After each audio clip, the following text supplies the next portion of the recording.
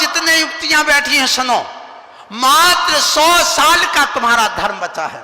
ये संदेशा लेकर के आया हूं। आप कहोगे 100 साल में, हाँ मैं आपसे आज कह रहा हूं पूरी समाज यहां पर, अपने भोपाल की क्या मध्य प्रदेश की पूरी समाज बैठी है, क्योंकि मध्य प्रदेश के जितने अधिकारी वे सारे रिटायरमेंट यहां पर बैठे हुए हैं और वो यहां आकर के बसे हुए हैं। ये 100 साल में धर्म समाप्त हो जाएगा, ये मैं आज इस मंच से घोषणा कर रहा हूं। जिस ढंग से ये जैन समाज चल रही है, तुम्हें लाखों करोड़ों के मंदिर बना लो, लेकिन इनकी रक्षा करने वाला कोई नहीं होगा। क्यों नहीं होगा? चिंता मंदिर की नहीं, चिंता समाज की होना चाहिए, चिंता धर्म की होना चाहिए।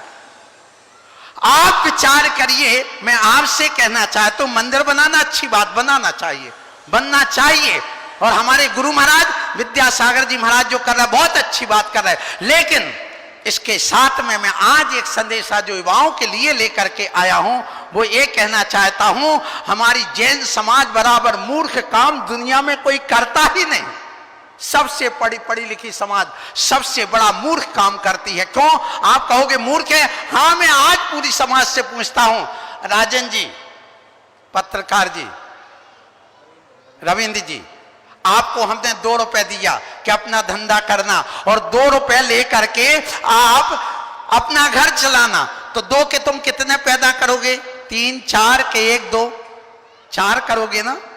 और 2 की यदि 4 करते तो विद्वान हो, 2 के 2 ही रह जाए तो मूर्ख हो, 2 का 1 रह जाए तो महामूर्ख। पक्का है ना? आपको स्वीकार है ना ये बात? अब देखिए, पति पत्नी कितने प्राणी? 2, और 2 ने मिलकर के 2 ही पैदा किए, 2 जब मरेंगे तो 2 ही छोड़ के जाएंगे, तो क्या हमारी आबादी बढ़ेगी?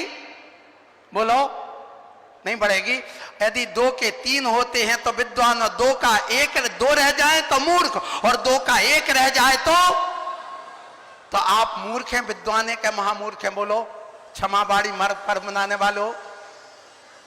आप विचार करना, यदि तुम्हारा एक बेटा है, सुन लेना, तो आप किसकी श्रेणी में आए? मूर्ख में। अब देखिए 100 साल में धर्म कैसे समाप्त होगा। आज यदि जैन समाज, यहां 50 लाख जैन समाज भारत देश में मैं मानता हूं, और 2 मरेंगे, 1 छोड़ के जाएंगे, तो 25 साल बाद कितने बचेंगे? 25 लाख। और 25 लाख पर वो पेयर बनाएंगे, लड़के लड़की मिल करके, और 2 मिल करके 1 पैदा करेंगे, तो 50 साल में कितने बचेंगे? 12.5 लाख। फिर 12.5 लाख लड़के लड़की मिल करके फिर 1 बच्चा पैदा करेंगे, तो बताइए 75 साल में कितने बचेंगे? 2 मरेंगे, 1 छोड़ करके जाएंगे, तो कितना बचेगा? बोलो, बोलो ना, 6.25 लाख। फिर इसके बाद भी 6.25 लाख मिल करके 2 मिल करके 1 पैदा करेंगे, तो 100 साल में कितने बचेंगे? 3 लाख। और 3 लाख सुन लेना, वे 3 लाख भी नहीं बचेंगे। क्यों? हर 100 जोड़े में 2 जोड़े ऐसे होते जिनके कोई संतान नहीं होती, और 100 बच्चों में 2 बच्चे ऐसे होते जो विकलांग आदि मर जाते। अर्थात समाज कितने साल की बची है? बोलो। अब क्यों सबके घुटन बंद है?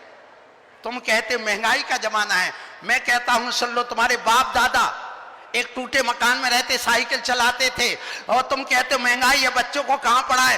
पहले दादी की साड़ी 40 रुपए में आती थी, तुम्हारी 4000 में आती, वे 4 साड़ी से काम चलाती, तुम्हारे यहां 40 साड़ी कहां से आ गई?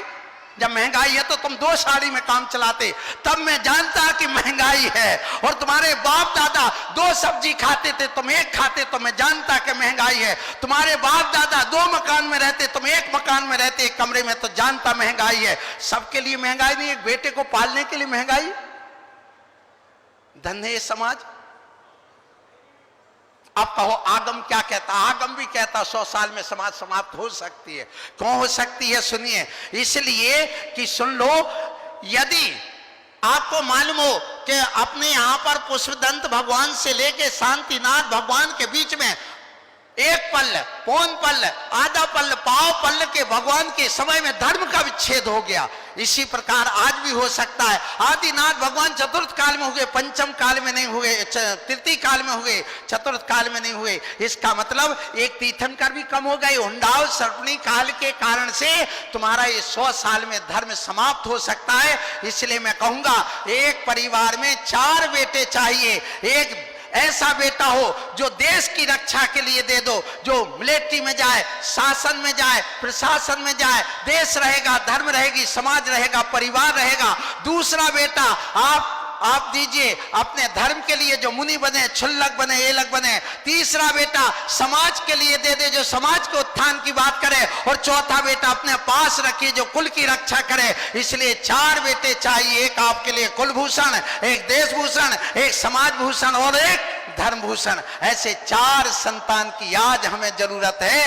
ये ध्यान रखो। आज मैं क्षमा वाणी पर इन युवाओं को संदेशा दे करके आया हूं।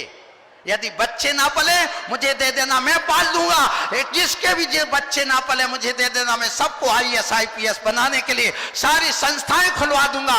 और तो आज एक सुन लो, यहाँ जनगणना फार्म एक तैयार किया गया है भोपाल का। जिनके यहाँ गरीबी हो, जिनके यहाँ बेरोजगार हो, जिनके बेटा बेटी की शादी नहीं हो रही हो, 8 दिन बाद आपके पास आदमी आएगा, वो फॉर्म भर करके देना। आपको सबको रोजगार दिया जाएगा, आपके लिए नौकरी दी जाएगी, आपके लिए पैसा दिया जाएगा, आपके धंधे चले जाएंगे, आपको सब कुछ दिया जाएगा। ये मेरी तरफ से आशीर्वाद है। इसलिए आप चिंता मत करो। यहाँ पर राजेश जो कलेक्टर साहब है IAS, उन्होंने वह फॉर्म तैयार किया है, वो आपके पास तक आ रहा है। यहाँ प्रमाण सागर जी ने भी जनगणना का एक फॉर्म दिया है।